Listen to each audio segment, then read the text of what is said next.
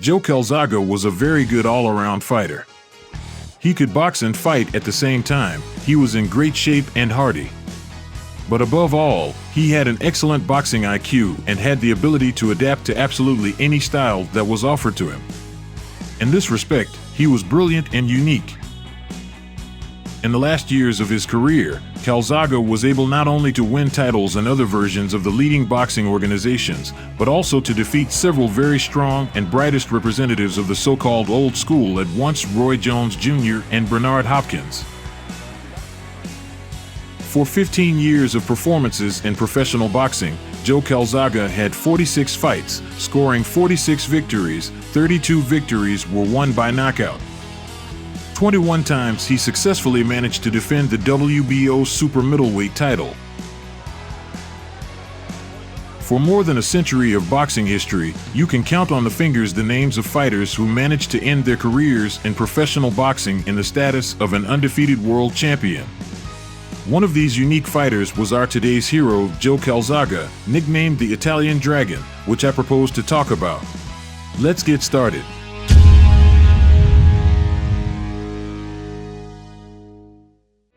Chapter 1. Childhood. Joe Calzaghe was born on March 23, 1972, in the English city of Hammersmith, London, UK, to an Italian father, Enzo Calzaghe, and a Welsh mother, Jackie Calzaghe. After the birth of Joe, the family moved briefly to Sardinia, but soon returned again when Calzaghe's mother became homesick. They settled in London, where they lived with relatives on the maternal side. His father worked 2 jobs, in a factory and in a hotel, and his mother worked as a secretary in the office of the production company 20th Century Fox. After 3 years of wandering, they finally moved into their own home on the council estate at Pentwynmore, Newbridge, near Caerphilly, in South Wales. There, Joe attended the local Pentwynmore primary school with his 2 sisters, Melissa and Sonia, and showed great interest in playing football. He played under 10 football for the Pentwynmore F.C. high school team as a midfielder and showed excellent results, consistently scoring the ball into the goal. At the age of 8, he was given a children's boxing toy that developed his interest in the sport, and his father made a punching bag from an old carpet. He joined his first boxing club, Newbridge Amateur Boxing Club, at 10 years old, and the sport quickly took priority for the young Calzaghe as he gave up playing football after 2 years. Calzaghe moved on to Oakdale Comprehensive School at 11, but was targeted by bullies as a teenager, becoming the target of regular verbal abuse that left him isolated. Although the culprits left him alone after a year, Calzaghe later admitted that he never recovered from the abuse and left school without sitting any of his GCSEs. Chapter 2. Amateur Career. The talent of an invincible champion manifested itself very early. In 120 amateur contests, Calzaghe won 4 schoolboy ABA titles, followed by 3 consecutive senior British ABA titles between 1990 and 1993, which were won in 3 different weight categories: welterweight, light middleweight, and middleweight. He reportedly had an amateur record of 110-10. Calzaghe received his last 2 defeats in a boxing ring at the hands of Michael Smith in the 1990 Welsh ABA final and against Romanian amateur Adrian Aprida at the 1990 European Junior Championships in Prague. Chapter 3. Pro Career. Joe Calzaghe made his professional boxing debut on October 1, 1993 against Paul Hanlon on the undercard of Lennox Lewis vs. Frank Bruno, where he scored his first victory by knockout in the first round. In the exchange, and now the southpaw Calzaghe is moving into top gear. And down he goes, he needs to take a shot to Hanlon. Count goes on, he's waiting to clear his head, that's good experience, but he's in trouble, Glenn. He's in desperate trouble. Notice at the end of that exchange there, he had his head, he was looking at the canvas. You've got no chance of getting out of the way of the shots if you're not going to see them. So Calzaghe letting all the shots go. Good punch there. He's growing in confidence, starting to wind up his shots. And you get the feeling this might only be a matter of time. Calzaghe knows he can hurt him, so now he's thrown everything. Oh, he's got him again with the right hand. It's the second count of the round. He's been told to get to a neutral corner, and how much more of this will he not be able to take? He's up at 8, he's brave, and the referee's taking a look at him and saying no more. This was followed by a series of victories consisting exclusively of knockouts. By September 1995, Calzaghe had won 13 out of 13 fights, including 7 in the first round and 2 in the second, including quick-fire victories over the highly experienced American duo of Frank Minton and Robert Curry.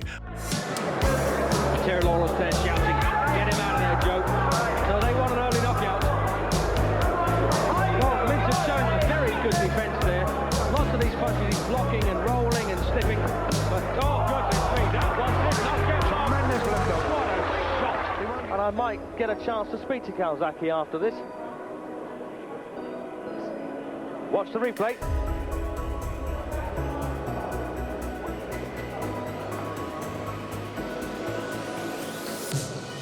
Lots of nice little punches there.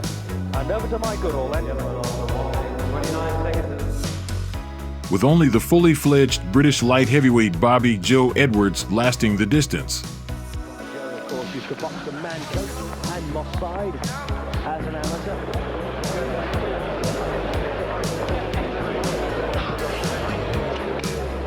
So Calzaghe then about to embark. That was a couple of years ago now. What a good men, you know. Ginger Shashabala.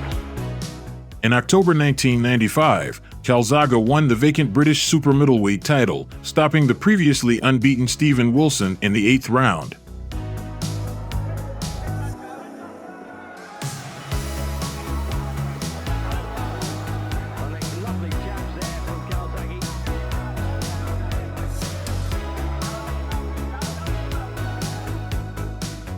After beginning 1996 with 2 more quick knockouts over Guy Stanford and Anthony Brooks, he successfully defended his British title with an easier-than-expected 5th round stoppage of the tough undefeated puncher Mark Delaney, 21-0.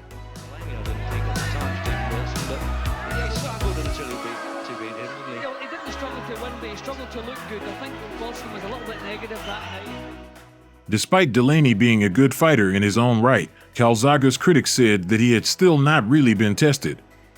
Calzaghe said in reply that he could only beat whoever was out there and prepared to fight him. As we well know, one punch in this game. Calzaghe rounded off the year with victories over 2 experienced opponents in Warren Stowe and Pat Lawler.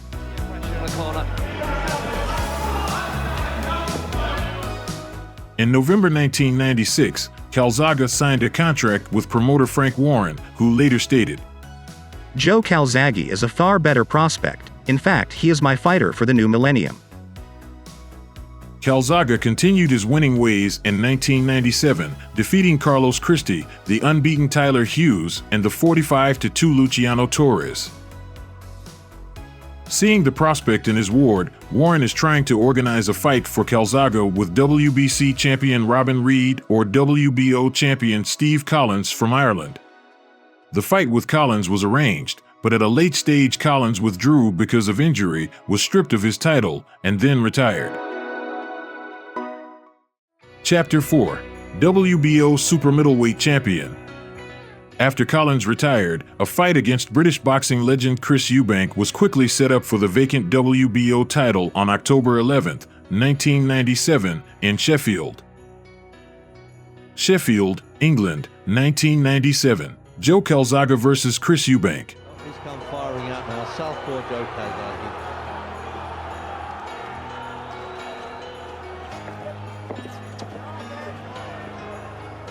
Likes to bide his time a little bit. Calzaghe emerged victorious over the 2-time WBO champion, knocking the granite-chinned Eubank down in the opening seconds and claiming a unanimous points win. You know, he doesn't like being under pressure too much. He does on there. So trying to get inside the punches there a little bit. Eubank looked awful that shot. Calzaghe later admitted that Eubank, even after his return, gave him the toughest fight of his life. surprised. It's the last round coming up. As the body language tells me that Eubank's accepted, but he doesn't want to gargle. His popularity grew and Calzaghe became a symbol of the emerging new Welsh identity.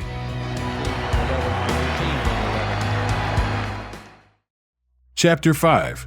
Winning Streak. Chris Eubank with almost the first punch he threw on the night he won the title. Now can Showbot, who is really a blown-up middleweight, cope with Calzaghe the talking to Sancho?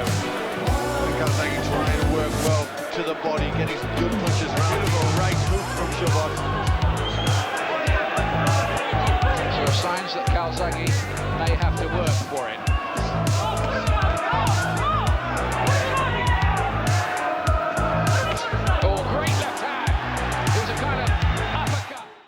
In 1998, he defended his title against Branko Sobot, a victory by technical knockout in the third round. He's in trouble, another chopping left hand catches him.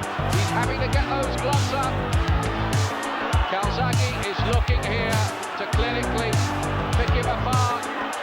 He wants that finish here and he might get it too, and he's stopped. Calzaghe then became the first boxer to stop Juan Carlos Jimenez Ferreira, something Nigel Benn, Chris Eubank, and Roberto Duran have failed to do in the past.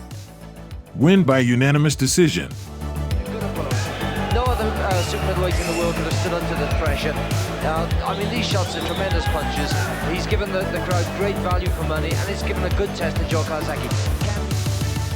In 1999, Calzaghe started out by fighting his domestic rival, Robin Reed. Calzaghe was bitter that Reed had refused to face him whilst holding the WBC championship in a unification bout and vowed to beat him, while Reed vowed to upset the odds by defeating Calzaghe and becoming a world champion again. Newcastle, England, 1999. Joe Calzaghe versus Robin Reed. Can Reed take Calzaghe's power? And if he can, the Minter-Finnegan fights, and more recently, the battle Really started them to let their punches go yet. Exactly. Here just trying to work Reed over to the body, looking for the... After 4 rounds of the fight, Calzaghe seemed in total control and on his way to a comfortable victory, but then Reed won the next couple of rounds, and it became a highly competitive fight thereafter with around 5 close rounds by the end of the fight that could have been scored either way, or even. really rocked his head back on his shoulders, didn't it? Well, he's shown that. Reed was also docked a point by the referee in the 8th round after a 5th warning for rabbit punches and low blows. Good right to the body, Calzaghe. Oh, and the right cross. Calzaghe won by split decision. It was arguably the closest that Calzaghe came to losing in his entire professional boxing career.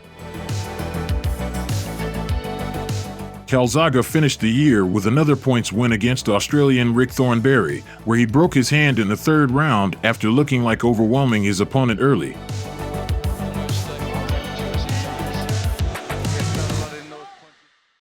Chapter 6. Early 2000s.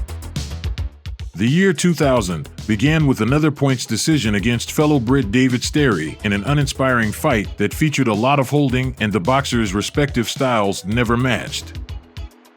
This was followed by impressive victories over Omar Shaikh, a 5th round stoppage of the fight,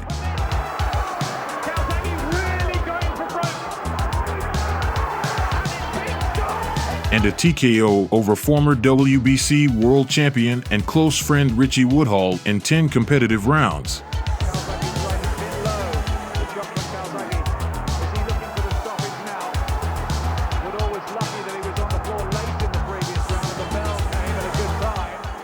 Calzaghe now is pouring in the punches and looking for the stoppage, and he's going to stop it. 2001 started with an impressive 1st round stoppage win over the unbeaten German #1 contender Mario Veit, followed by a win against American contender Will McIntyre on the Mike Tyson, Brian Nielsen undercard in Copenhagen, Denmark, marking his first defense outside Britain. Well, no, probably not. I mean, he's only got 2 losses in 31 fights. He's WBO 2002 started with unanimous points wins against former IBF world champion Charles Brewer of the United States in Cardiff. Calzaghe attacks him with right and left hand. What a finish to this fight. Just like the start again. Last few seconds, into the last 20 seconds of what for a lot of the way here has been thrilling stuff. But it does look as if Joe Calzaghe, Followed by a shutout 12-round unanimous decision over Miguel Angel Jimenez. southpaw jab there from Calzaghe. Jordy Jimenez headbutt. waves him in. And then a quick second-round TKO of American Tucker Pudwill, who took the fight at very short notice as a replacement for the injured Thomas Tate in Newcastle in December. With the win over Pudwill, Calzaghe successfully defended his WBO super middleweight title for the 12th time. After the fight, Calzaghe said, "I'm one of the best pound-for-pound fighters in the world. I want to be remembered as one of the best British boxers ever." Chapter 7. First Knockdown. In June 2003, Calzaghe's championship fight against Byron Mitchell took place. It was his 13th defense of the WBO super middleweight title.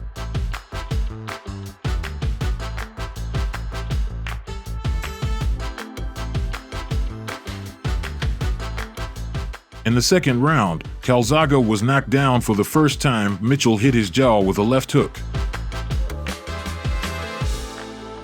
However, the boxer immediately came to his senses, stood up, and an attempt to finish off the Welsh this time ended with Calzaghe's powerful counterattack with a left hook to the jaw, knocking down Byron Mitchell.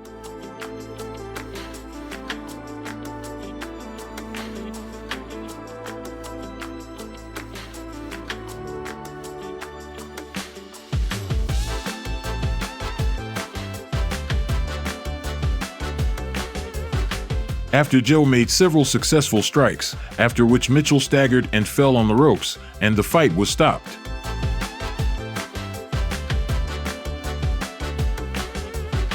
"2004 started out with a defense against Armenian contender Jerm Kirchian in Cardiff, where he won easily by a 7th-round knockout. Calzaghe so quick. And just hurt for Kirchian there in the fight. Had come out and he's thinking about Calzaghe, puts the pressure on, and it's a couple of left. Followed by points win over Egyptian-American Kabri Salem in Edinburgh in October, during which Calzaghe was briefly knocked down in the 4th round by a right hand. However, Calzaghe was not hurt, and he dominated the fight and knocked Salem down in the 12th round, winning comfortably on all three scorecards, 116-109, 117-109, and 118-107. Drama to lift them. There have been little twists and turns and moments. In 2005, Calzaghe made his 16th title defense on foreign soil in Germany, defeating Mario Veit in a rematch by TKO in the 6th round. And then he went to fight against the Kenyan boxer Evans Ashira, whom he defeated by unanimous decision of the judges, which is noteworthy. In this fight, Joe boxed with one hand, since in the 3rd round, after another protracted attack, he broke his left hand. As a result, the cards of the judges were as follows: 120-108, 120-108, 120-107 in favor of Calzaghe. Chapter 8. Unification Fight.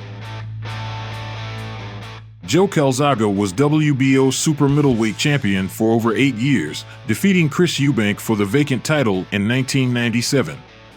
He held his belt in 17 defenses and was considered one of the best fighters in the world.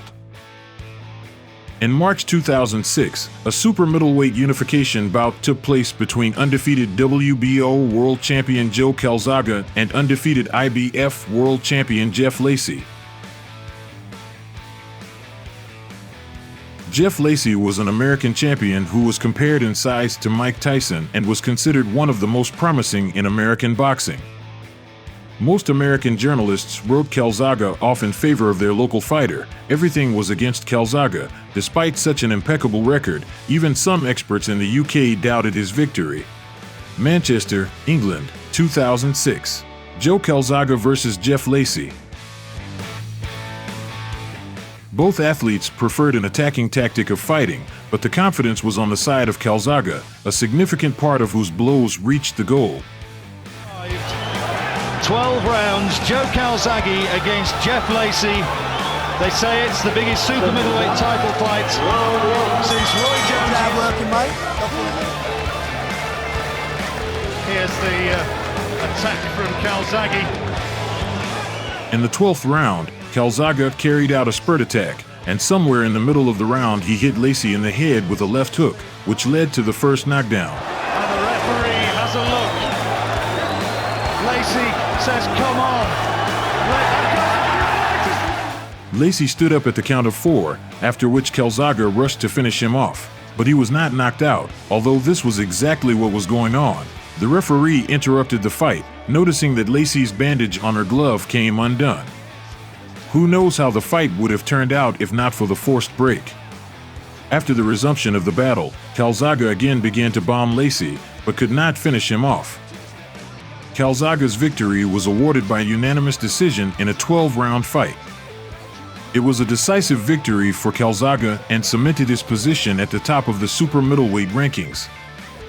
He also won the vacant ring and lineal titles, becoming the first super middleweight to be recognized as world champion by the Ring magazine.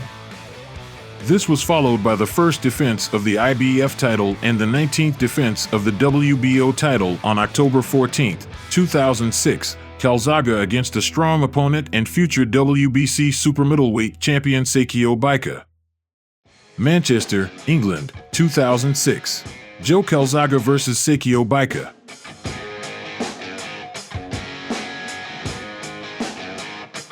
In the middle of the 5th round, Sekio's low head collided with Calzaghe's head, the result of deducting a point from Bick and a serious cut over Calzaghe's left eye, which caused him problems for the duration of the fight. However, Calzaghe pulled himself together and won the fight by a clear decision, continuing his unbeaten streak.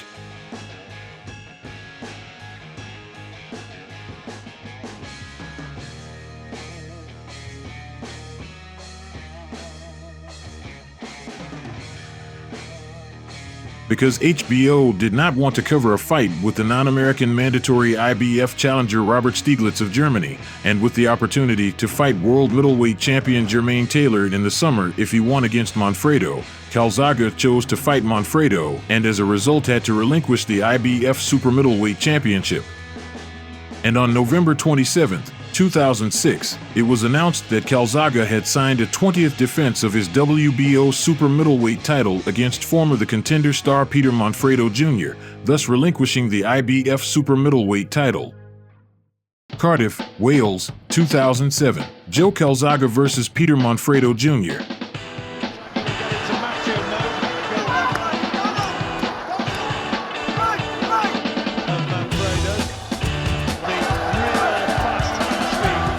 In a fight against Peter MANFREDO in the middle of the 3rd round, Calzaghe pinned him to the ropes and launched a spurt attack.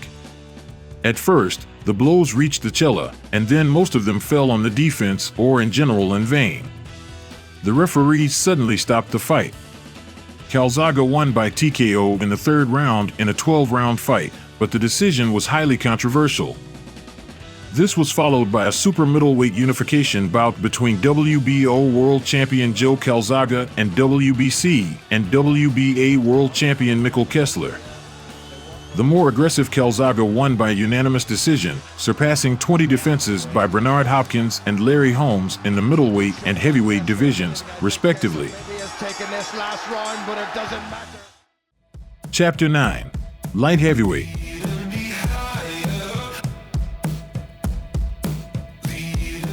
Winning 3 super middleweight belts led Joe to decide to move to a new division, where other opponents and substantial amounts of money were already waiting for him. The first to stand in the way of the Briton was Bernard Hopkins. The fight was rated, and no titles were at stake. Nevertheless, the fight turned out to be active and spectacular. It was the boxer's first performance in the United States. Las Vegas, USA, 2008. Joe Calzaghe versus Bernardo Hopkins. Calzaghe did not get off to a good start. In the first round, Hopkins struck him with a right hand, knocking him down. But Hopkins didn't rush to finish him off when Calzaghe got up.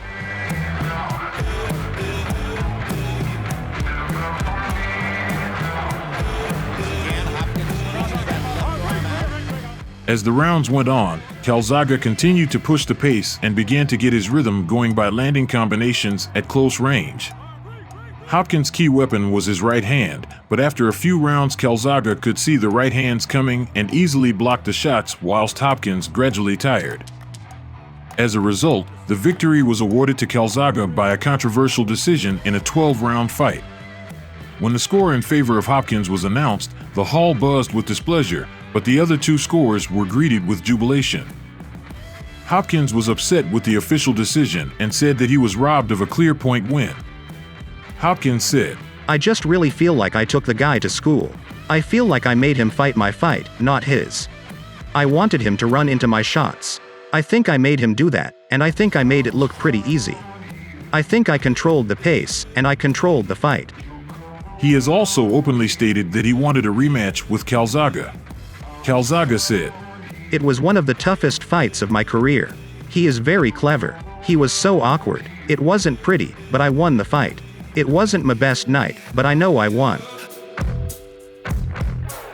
The first 4 rounds, and after that Calzaghe got in his groove, much like he did when he fought Mikkel Kessler, and from that point on it was Calzaghe. And Calzaghe didn't fight as good a fight as he could have fought, and he still won decisively. Chapter 10. Fight with the best boxer regardless of category. On November 8, 2008, Joe Calzaghe entered the ring for the last time, convincingly defending all his titles in a duel with the eminent Roy Jones Jr., who was on his way to return to the ring and defeated Felix Trinidad. New York, USA, 2008, Joe Calzaghe vs. Roy Jones Jr. After Calzaghe's split decision win over Hopkins and Roy Jones' win over Trinidad, the two signed on to fight each other for the Ring magazine's World Light Heavyweight title. Originally scheduled for September 20, 2008, the fight was rescheduled when Calzaghe injured his wrist in practice. The fight was then rescheduled for November 8, 2008. The bout received extensive media coverage. The fight was billed as the Battle of the Superpowers.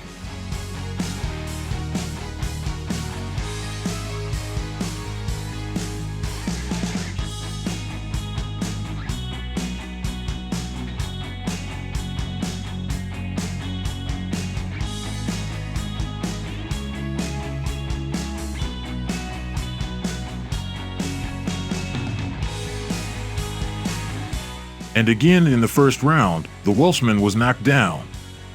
However, Jones could not extract any success from this. Joe went forward all subsequent rounds and threw a colossal number of punches, constantly putting pressure on the opponent.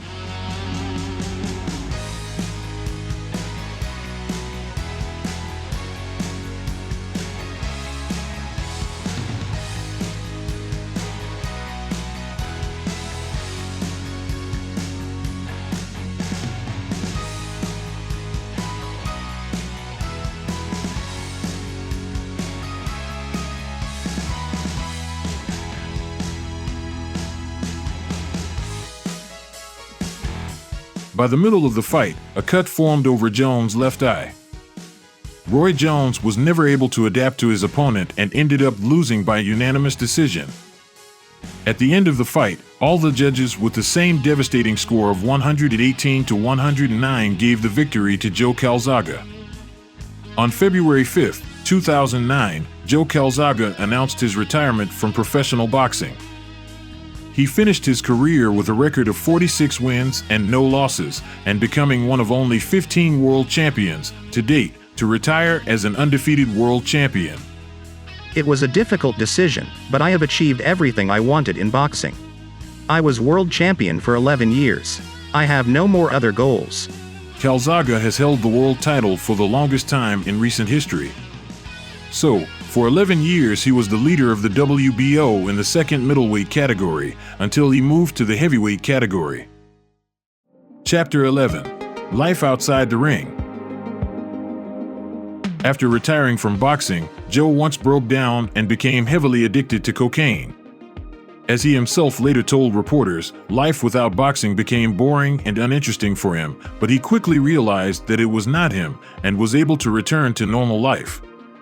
It is worth noting that the promoter from Calzaghe also failed. His company Calzaghe Promotions could not reach a high level even in Britain itself. As for his personal life, the former champion has 2 sons, whose mother he divorced back in 2005. After that, Joe met with fashion model Joemma Larvin for quite some time. This relationship came to an end when Calzaghe became a member of the British dance television show. During filming, he became interested in the choreographer and dancer Christina Rihanoff. True, it is worth saying that this relationship did not last long, and in August 2013 the couple broke up. Now Joe continues to live for his own pleasure. He does not shy away from social gatherings, and his photographs often end up on the pages of British tabloids. He is also an avid soccer fan. Justifying his Italian origin, for many years he gave sympathy to the Turin Juventus and the Italian national team. Although Calzaghe considers himself British. If you liked this video, then you will like these. Go ahead and enjoy watching. And don't forget to like, comment, and share with a friend. See you later.